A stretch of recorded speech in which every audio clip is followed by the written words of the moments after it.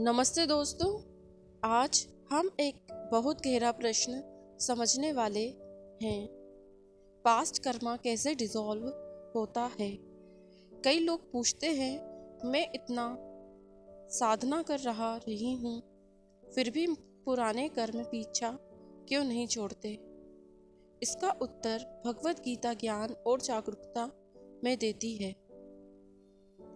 जब जीवन में एक ही पैटर्न बार बार दोहराता है, वही दर्द, वही रिश्ते, वही संघर्ष, तो हम सोचते हैं यह मेरा पास्ट कर्मा है जो बदल ही नहीं सकता। लेकिन सच यह है, कर्म तब तक चलता रहता है जब तक हम अचेतन रहते हैं। गीता सिखाती है, कर्म को कर्म से नहीं, ज्ञान से काटा जाता है।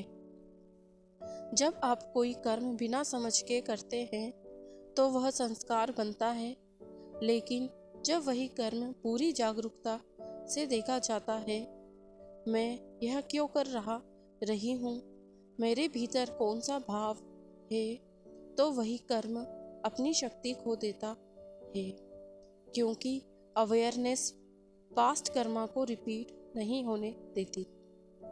पास्ट कर्मा डिसॉल्व इसीलिए नहीं होता कि आपने कुछ नया कर लिया, बल्कि इसलिए होता है क्योंकि आपने देखना सीख लिया।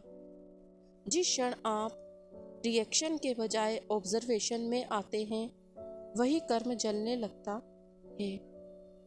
हर परिस्थिति से पूछिए, यह मुझे क्या सिखाने आई है।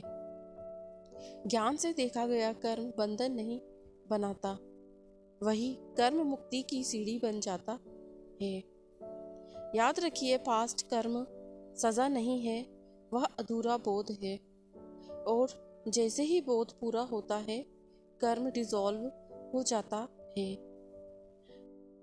इस वीडियो को सेव कीजिए और चैनल को सब्सक्राइब कीजिए daily Gita based spiritual guidance के लिए। हरे कृष्णा।